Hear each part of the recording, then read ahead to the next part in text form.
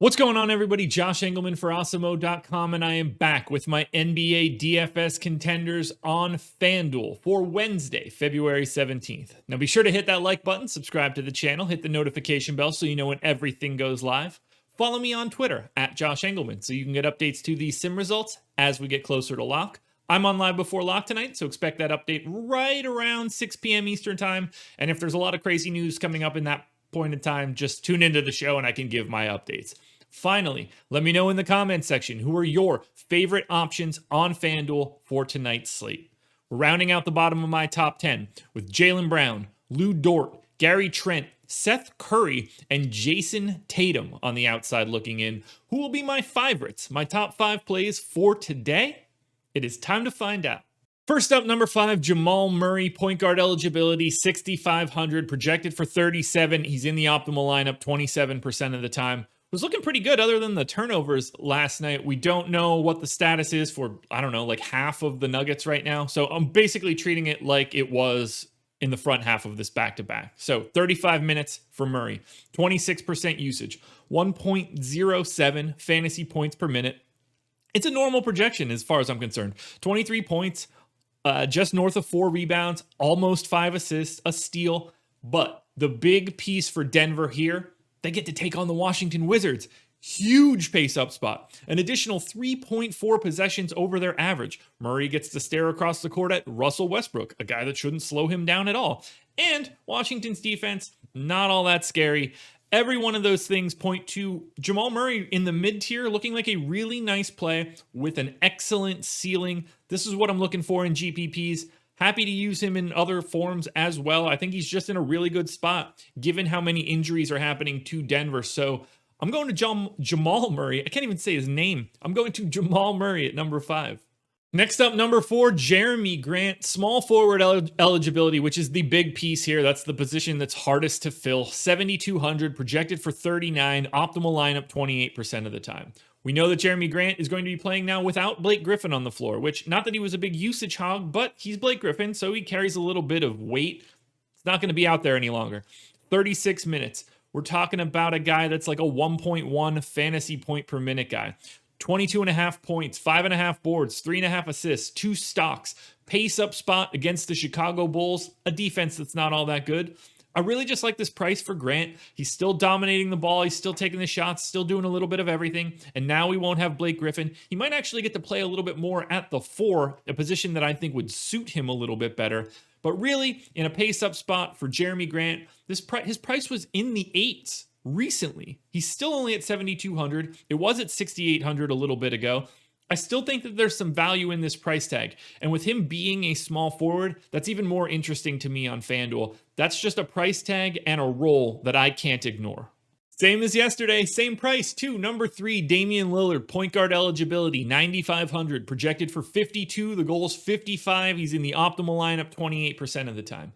Now, he doesn't have the same sort of matchup here, but everything else is rosy for Dame.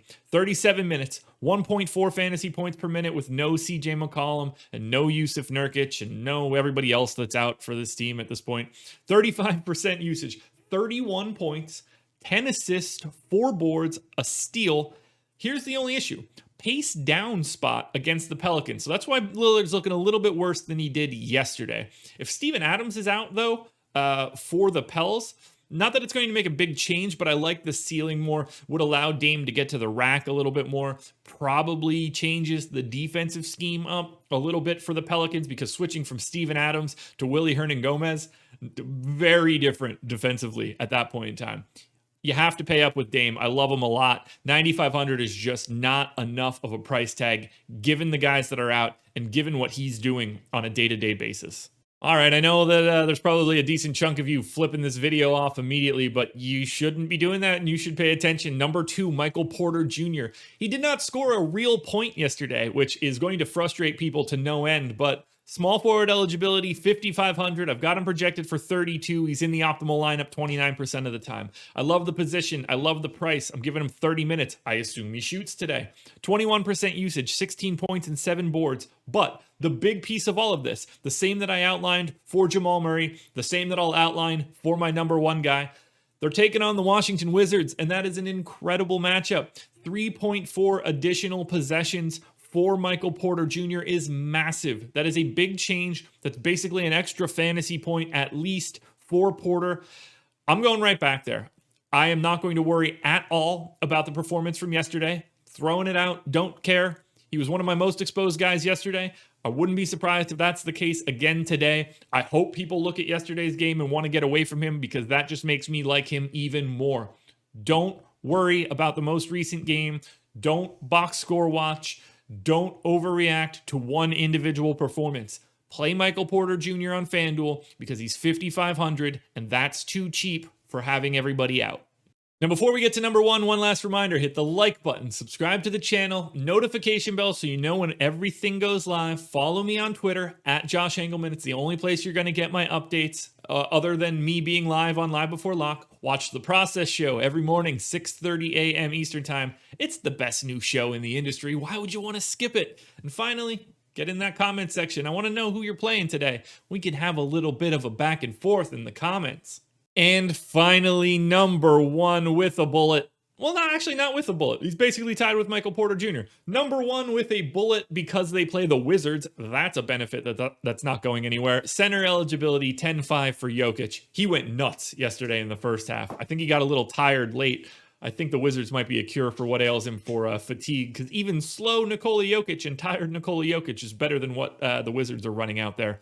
10-5, 57.5 point projection, which is basically his goal. Optimal lineup 29% of the time. I still think he plays big minutes. He's a 1.5 plus fantasy point per minute guy. Projecting him for 31, 10.5, and 7.5 in a matchup that fits him incredibly. He should pick this Wizards team apart. It's not a defense that can hang with him. I could see the assist number being a little bit higher, maybe giving up a little bit of points, hopefully to Michael Porter Jr. and Jamal Murray. But increase rates across the board for Jokic with these guys out. He's basically the point guard and every other position all at the same time. He's going to get what? Mo Wagner in the starting lineup. Maybe they start Robin Lopez just for a little bit more rim protection. I don't know. They have bodies, but not bodies that can hang with Jokic.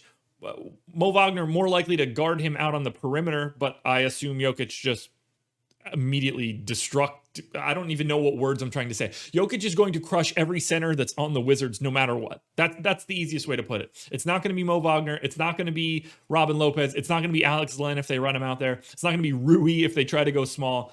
None of those guys are set up to handle Nikola Jokic. If they're too small, he's going into the paint. If they're too big, he's going out to the three-point line. He can just do too much. I want to go straight back to him. I don't think last night was an aberration. And honestly, I think he can do more against the Wizards. So, Nikola Jokic is the number one contender. Whew. Alrighty, folks, that will do it. Those are my NBA DFS contenders on FanDuel for Wednesday, February 17th. Again, I'm on Live Before Lock tonight, so check it out. I'm also on the Strategy Show with Laffy. Watch that one, whether you're seeing that live or archived footage after it's done. Check it all out. Check out every piece of content that we have on this site. It's going to be a big day today, 10 gamer. Don't miss out on the news. Follow at Awesemo NBA if you don't want to miss anything, because news is important in the NBA, and if you miss it, you're going to be playing from behind. Good luck tonight, everybody. I'll see you guys again tomorrow morning with another edition of the Contenders.